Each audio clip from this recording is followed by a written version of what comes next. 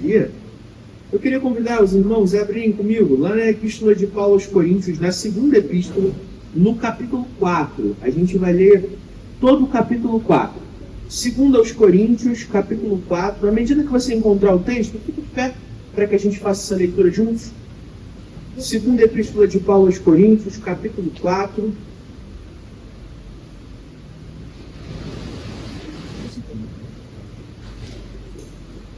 Segundo aos Coríntios 4 diz assim: portanto, visto que temos esse ministério pela misericórdia que nos foi dada, não desanimamos. Antes, renunciamos aos procedimentos secretos e vergonhosos. Não usamos de engano, nem torcemos a palavra de Deus. Ao contrário, mediante a clara exposição da verdade, recomendamos-nos à consciência de todos diante de Deus. Contudo, se o nosso evangelho está encoberto, é para os que estão perecendo que está encoberto. O Deus desta era cegou o entendimento dos descrentes para que não vejam a luz do evangelho da glória de Cristo, que é a imagem de Deus. Não pregamos a nós mesmos, mas a Jesus Cristo, o Senhor, e a nós como escravos de vocês por causa de Jesus. Pois Deus que disse, das trevas resplandeça a luz, Ele mesmo brilhou no nosso coração para a iluminação do conhecimento da glória de Deus na face de Jesus Cristo. Temos, porém, esse tesouro em vasos de barro, para mostrar que o poder que a tudo excede provém de Deus e não de nós. De todos os lados somos pressionados, mas não desanimamos. Ficamos perplexos, mas não desesperados. Somos perseguidos, mas não abandonados. Abatidos, mas não destruídos. Trazendo sempre no corpo o morrer de Jesus, para que a vida de Jesus também seja revelada no nosso corpo. Pois nós que estamos vivos somos sempre entregues à morte por amor de Jesus, para que a vida dele também se revele no nosso corpo mortal. De modo que a morte atua em nós, mas em vocês a vida. Está escrito: eu criei, por isso falei. Com esse mesmo espírito de fé, nós também cremos e por isso falamos, porque sabemos que aquele que ressuscitou o Senhor Jesus dentre os mortos, também nos ressuscitará com Jesus e nos apresentará a Ele com vocês.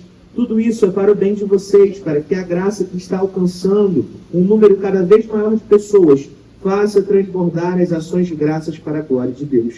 Por isso, não desanimamos. Embora exteriormente nos desgastemos, interiormente estamos sendo renovados dia após dia, pois os nossos sofrimentos leves e momentâneos produzem para nós uma glória eterna que pesa mais do que todos eles. Assim, fixamos os olhos não naquilo que se vê, mas no que não se vê, pois o que se vê é transitório, mas o que não se vê é eterno. Amém. Vamos orar? Senhor Jesus, nós te agradecemos pela tua palavra aberta aqui diante de nós nesse momento. E te pedimos, Jesus, fala aos nossos corações, que o mesmo Espírito que inspirou a Escritura possa iluminar a Escritura, para que nós tenhamos agora entendimento da tua palavra e sejamos transformados por ela. É isso que nós pedimos, no teu santo e poderoso nome, Jesus. Amém e amém. Os irmãos, fora se sentam.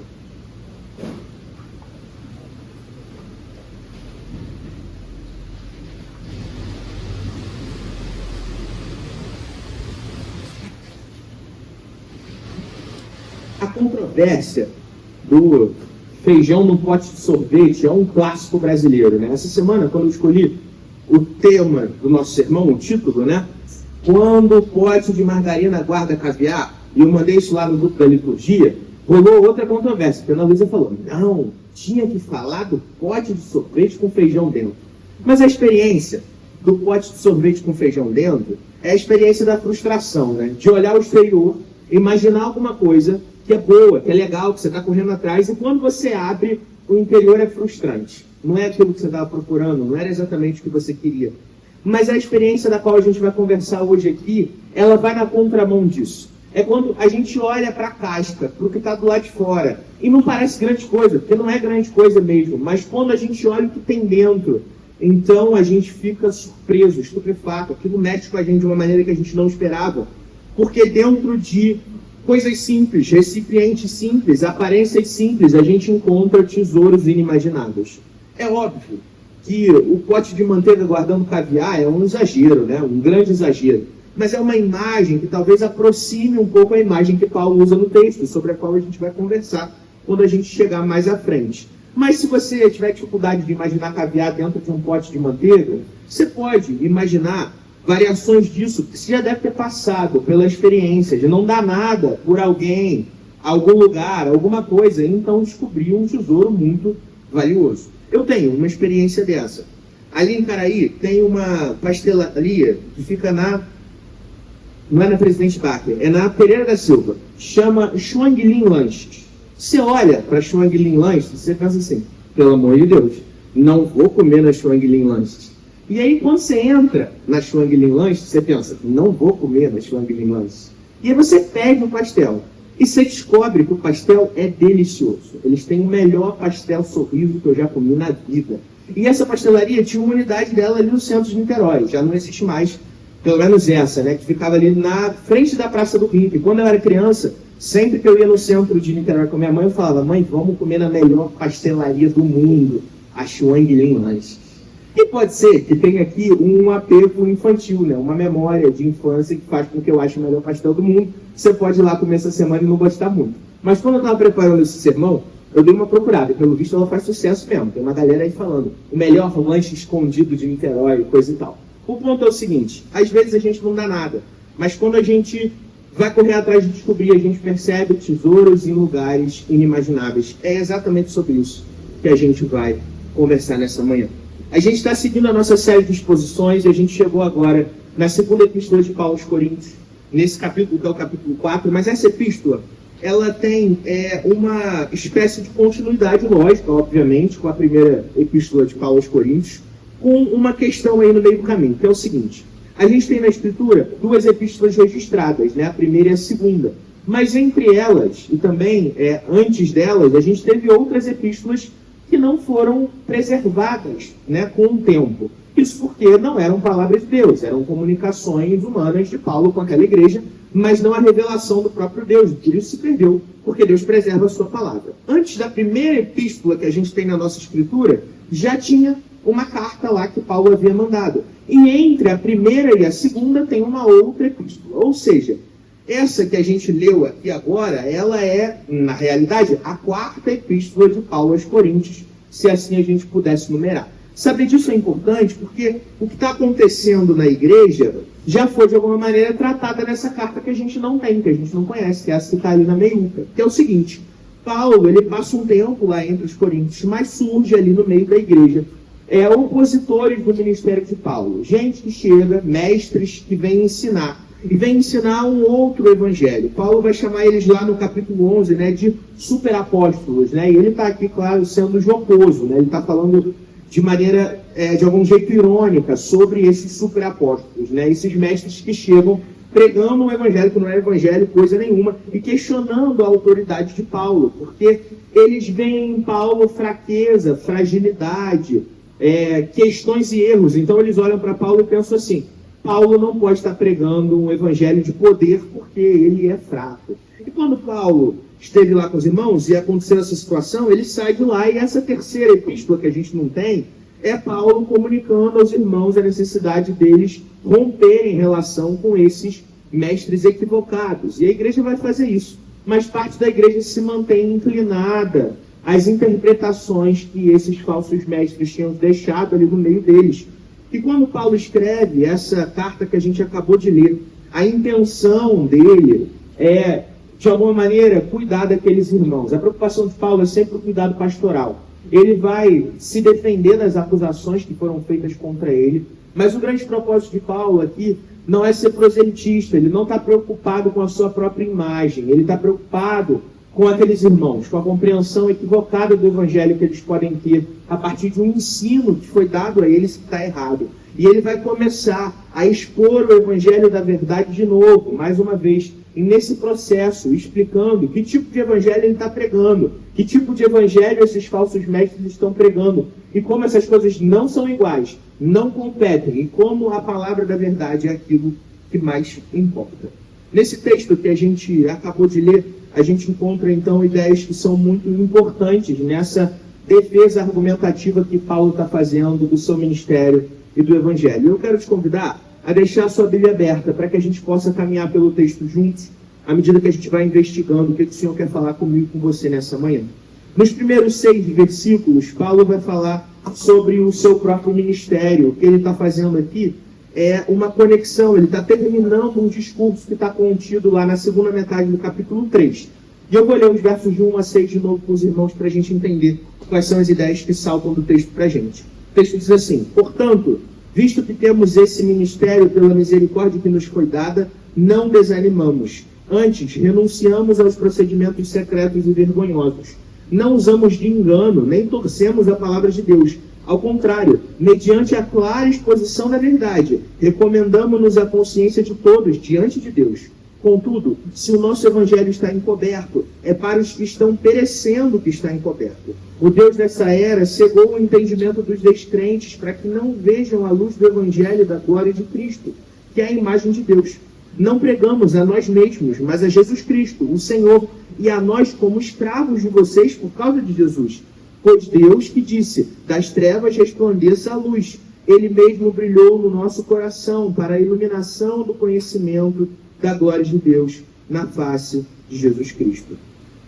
Ou seja, Paulo está falando de que o ministério dele, o ministério que ele prega enquanto apóstolo de Jesus, é um ministério baseado na misericórdia, né? Assim que ele começa esse capítulo. E aí, nos versos 2 a 4, ele começa a rebater algumas das críticas que esses falsos mestres tinham levantado contra ele, né?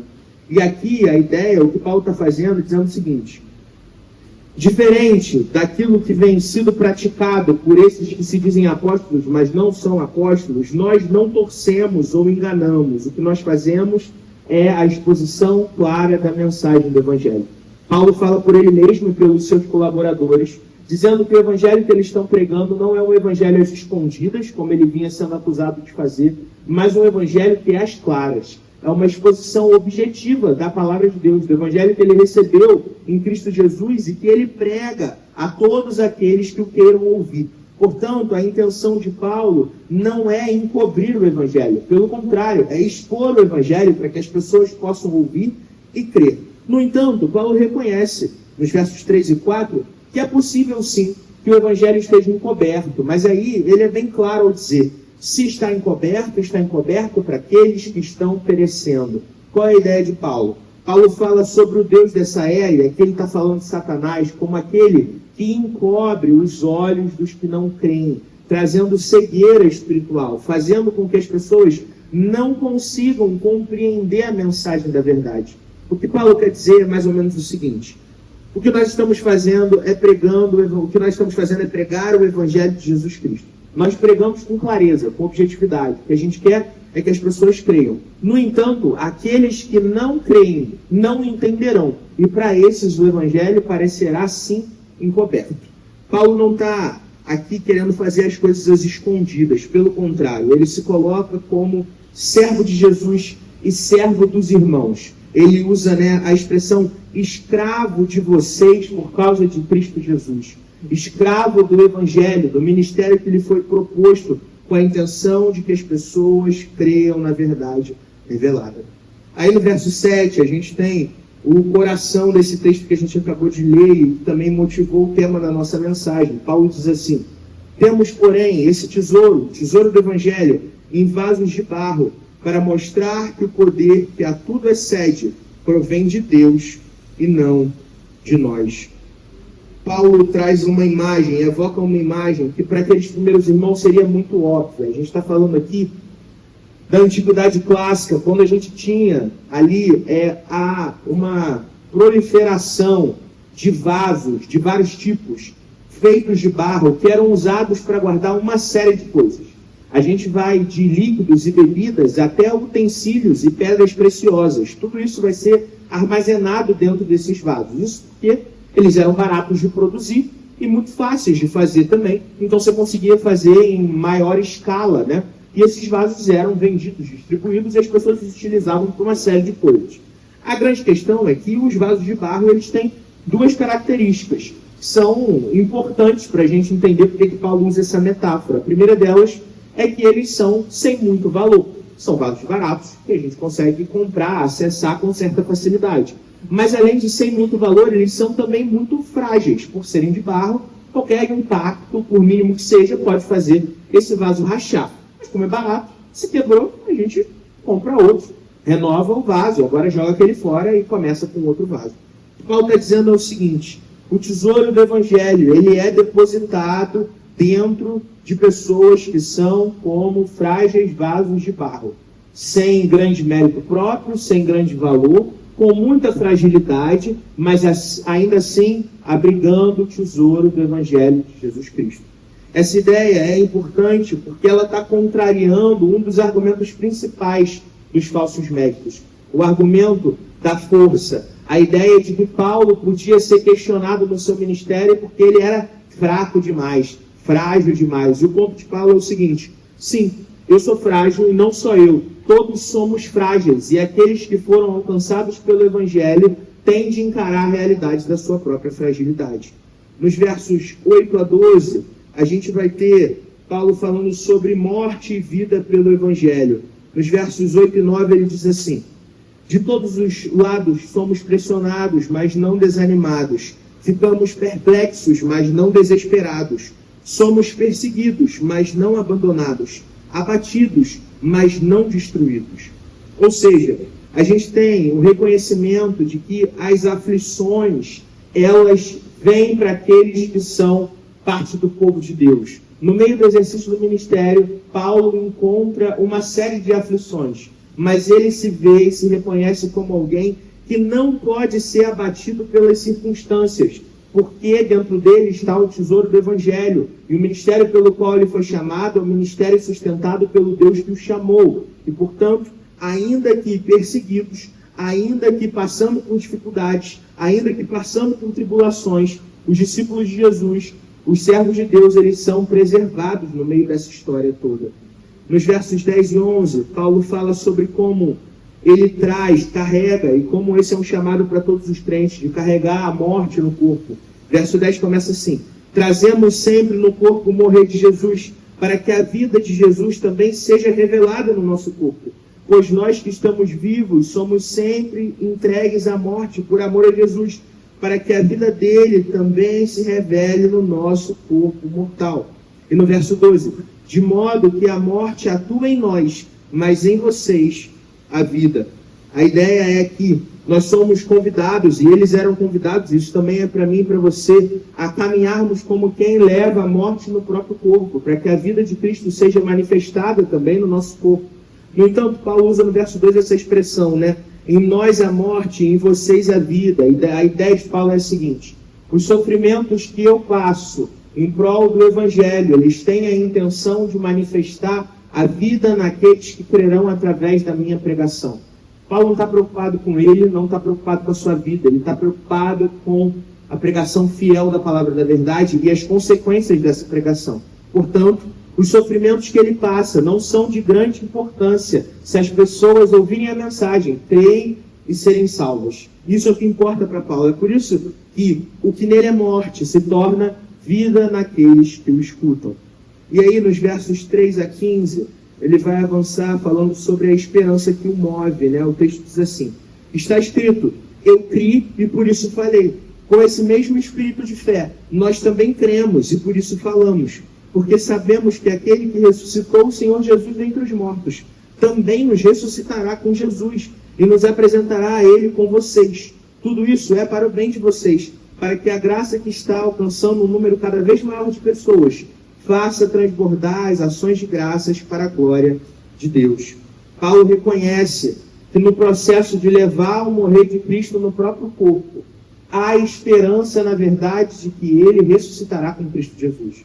É nessa fé que Paulo continua a pregar. A certeza da ressurreição é o que enche o coração dele de esperança. E a perspectiva que Paulo usa para a caminhada da vida é a perspectiva da manifestação da glória de Deus. No último dia, na ressurreição dos mortos, mas também no processo, enquanto as pessoas são alcançadas pelo Evangelho e então manifestam louvor à glória de Deus. A glória de Deus está sendo expressada no meio do seu povo. Portanto, isso é motivo de ter fé e esperança.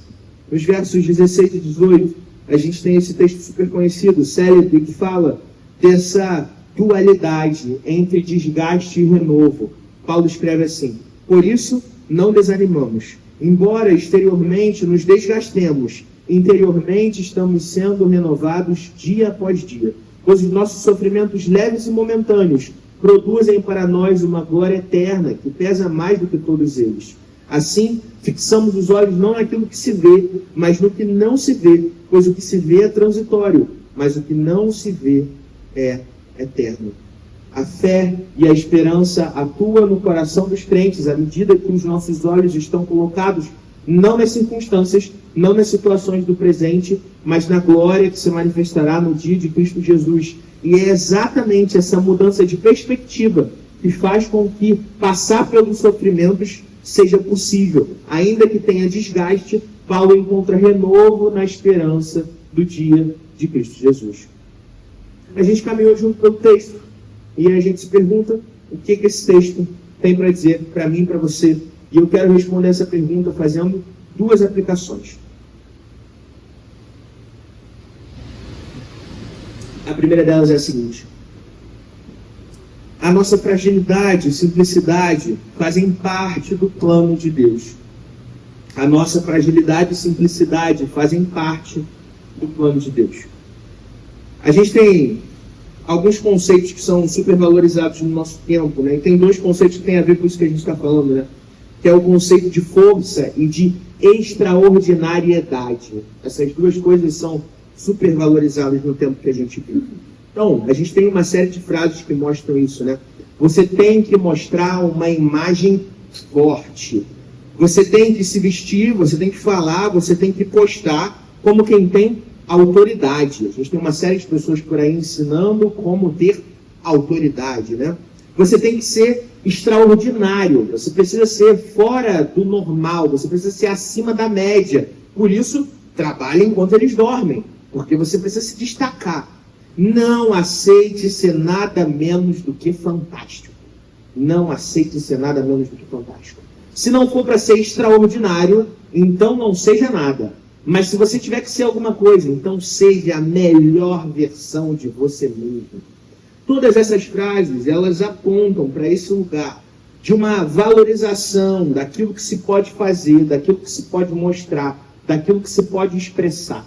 A minha crítica aqui não é as estratégias de marketing pessoal, tá? Eu não estou entrando no mérito de se isso pode ser útil ou não para uma profissão, para uma carreira específica, porque às vezes pode ser. A minha crítica aqui é ao que essas estratégias podem estar tentando esconder, ou fazendo com que a pessoa fuja disso de alguma maneira, que é a realidade de que nós, seres humanos, somos frágeis. Nós somos frágeis. Isso é um fato. E aí você constrói uma imagem de força, autoridade, conhecimento, poder. Você seleciona um arquétipo lá da lista de arquétipos e você começa a se apresentar daquela maneira. E isso cria para as pessoas uma imagem de quão poderoso você é.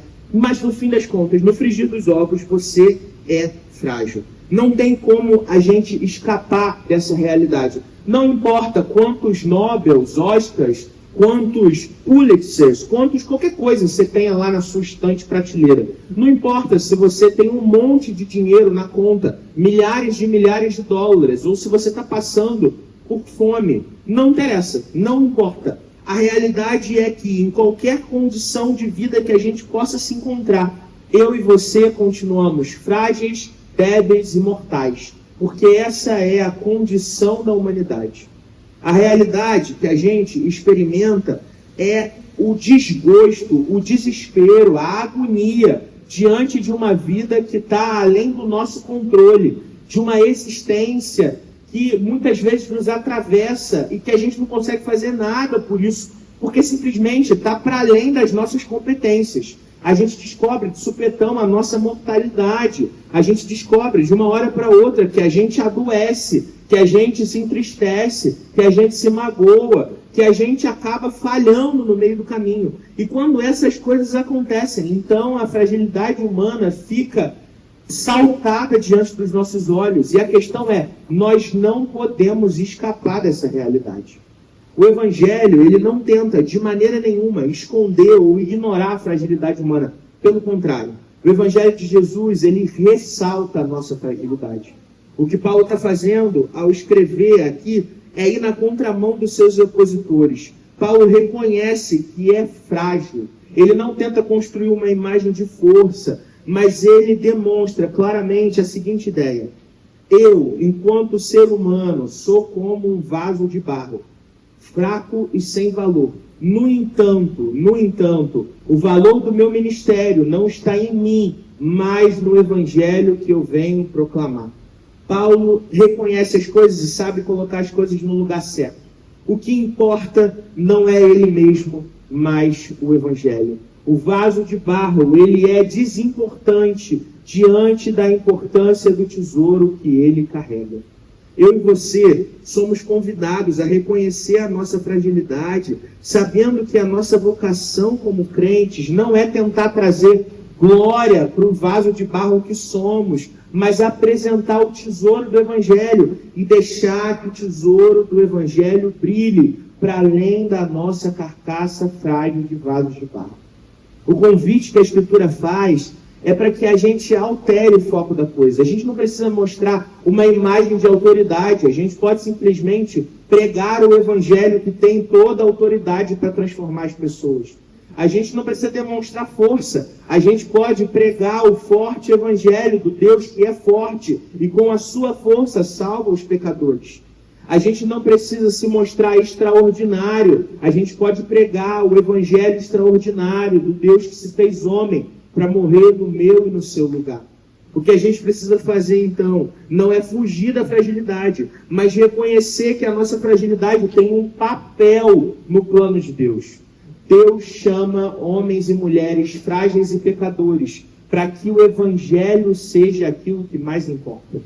O tesouro é depositado dentro de vasos de barro, para que a glória e o poder sejam dados para aquele que merece glória e poder.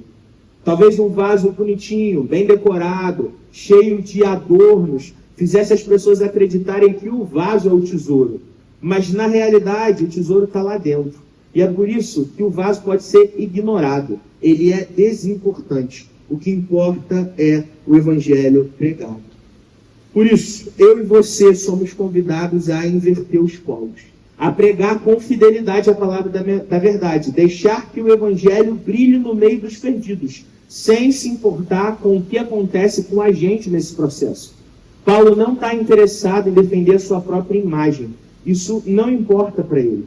O recurso argumentativo de Paulo não é me valorizem, porque eu sou o apóstolo que pregou primeiro para vocês. Não. O que Paulo diz é, olha só, valorizem a mensagem do Evangelho pregada, porque só existe uma verdade, e a gente precisa viver de acordo com essa verdade. Recebam o tesouro do Evangelho, ignorem o vaso de barro. A segunda aplicação que eu quero fazer é a seguinte: a esperança do tesouro que habita em nós é aquilo que nos renova. A verdade é que os vasos frágeis, eles quebram diante do sofrimento. Eu e você, a gente vê as circunstâncias dolorosas da vida passando pela gente, e a gente vai percebendo ao longo do caminho que a gente vai criando rachaduras na nossa constituição. A gente começa a vida como crianças despreocupadas, quase sempre, embora muitas pessoas já comecem o sofrimento ali desde o berço. Mas, quase que via de regra, no geral, a gente vai ter um começo de vida mais ou menos tranquilo. E conforme a gente vai caminhando na estrada da existência, as dores vão nos atravessando, o que vai acontecendo é que a gente vai rachando. Eventualmente pode ser que a gente olhe para o chão e encontre nossos cacos jogados por aí. A gente se vê gente quebrada no meio do processo de viver a vida. E aí o que a gente pode fazer? Mas o texto ele nos lembra o seguinte: embora a gente vá se desgastando por um lado, por outro lado a gente vai sendo renovado pelo Evangelho.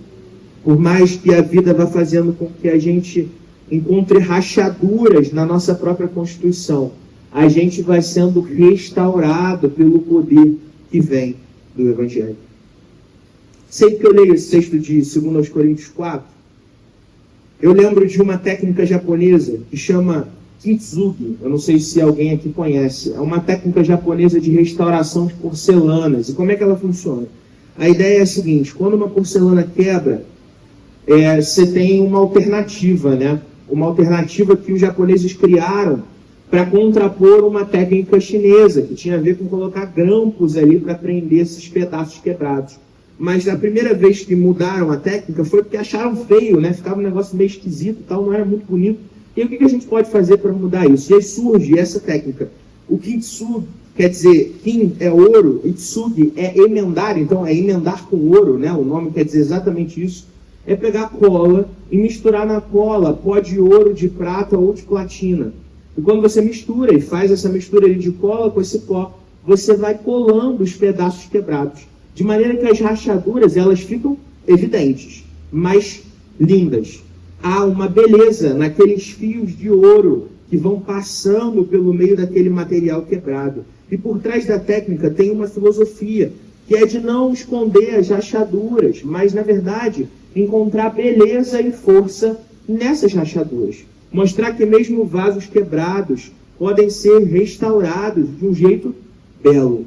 É exatamente isso que Deus está fazendo comigo e com você. Através do Evangelho, a glória de Deus manifestada em nós é o que vai juntando os nossos cacos, de maneira que as nossas rachaduras não são escondidas, mas ressaltadas, para que a gente saiba a verdade de que o poder de Deus se manifesta na nossa fraqueza. Vasos quebrados, restaurados pela graça de Deus, para manifestar a glória de Deus no mundo. Quando a gente passa por um momento de dor, então a gente pode voltar para o Evangelho, retornar para o Evangelho, para perceber duas coisas. Primeiro, nós não somos inquebráveis. Tampouco, no entanto, ficaremos só caco. Deus está fazendo uma obra de restauração no meu e no seu coração. O renovo do Evangelho faz com que os nossos pedaços caídos por aí sejam recolocados no lugar certo. Esses fios de ouro, então, passam a ser a manifestação da glória de Deus na minha e na sua vida. Cristo nos chama, então, para uma vida de esperança. Esperança baseada não numa ideia do que talvez possa acontecer, mas na certeza do que já aconteceu. O tesouro do Evangelho é fruto da pessoa e da obra de Jesus. O Rei do Universo escolheu a forma frágil humana para morrer no meu e no seu lugar. A maior experiência de fragilidade que a humanidade tem, para que então nós tivéssemos vida e fôssemos refeitos pela sua palavra. É nisso que se baseia a nossa esperança, na certeza de que Cristo morreu e ressuscitou por nós. E isso deve nos preencher por completo. Caminhar nessa esperança significa não se desanimar no dia difícil. No dia da dor, no dia da dificuldade, é saber que Jesus junta os nossos cacos e nos renova. Como o apóstolo escreveu, por isso não desanimamos. Embora exteriormente nos desgastemos, interiormente estamos sendo renovados dia após dia. Pois os nossos sofrimentos leves e momentâneos produzem para nós uma glória eterna que pesa mais do que todos eles. Assim, fixamos os olhos não naquilo que se vê, mas no que não se vê, pois o que se vê é transitório, mas o que não se vê é eterno. Que assim seja a minha e a sua caminhada. Caminhada de gente que não deposita os olhos no presente, nas circunstâncias, nas dificuldades, mas no tesouro eterno, guardado por nós em Cristo Jesus, que já habita os nossos corações hoje e nos refaz de dentro para fora. Amém? Vamos orar? Senhor Deus, nós te agradecemos pela tua palavra, te agradecemos pelo Evangelho, Jesus, exposto. Te agradecemos porque quando nós somos alcançados pelo Evangelho, então nossos cacos são juntados e nós somos refeitos por ti. Jesus, nós queremos ser como vasos de barro que guardam o maior tesouro do mundo e que sabem exatamente o que são. Gente frágil, gente falha, gente fraca, mas que, no entanto, se compromete a entregar o Evangelho com fidelidade. O que a gente quer, Jesus, é ser canal de bênção para as pessoas, uma maneira da sua glória ser manifestada no mundo, de forma que as pessoas possam ouvir o Evangelho e então experimentarem o que é ser renovados por ele. Jesus, nos ajuda nos dias difíceis, quando a gente passar por tempestades na caminhada, quando a gente perceber as rachaduras na nossa própria constituição, que o Senhor possa nos remendar com a sua glória, de maneira que nós sejamos agora gente que testemunha a realidade de que a sua força se manifesta na nossa fraqueza. Nós confiamos, Jesus, no seu poder, na sua autoridade, na sua extraordinariedade e não nos nossos próprios méritos. Em nós não existe absolutamente nada de bom, mas nós te agradecemos porque o Senhor escolheu a nós, a pecadores, sem nada para dar, para serem aqueles que são alcançados pelo teu Evangelho. Obrigado pelo teu amor que nos envolve. Nós te agradecemos, suplicamos para que o Senhor nos fortaleça no meio da jornada. Isso é o que nós pedimos, no teu santo e poderoso nome, Jesus. Amém e amém.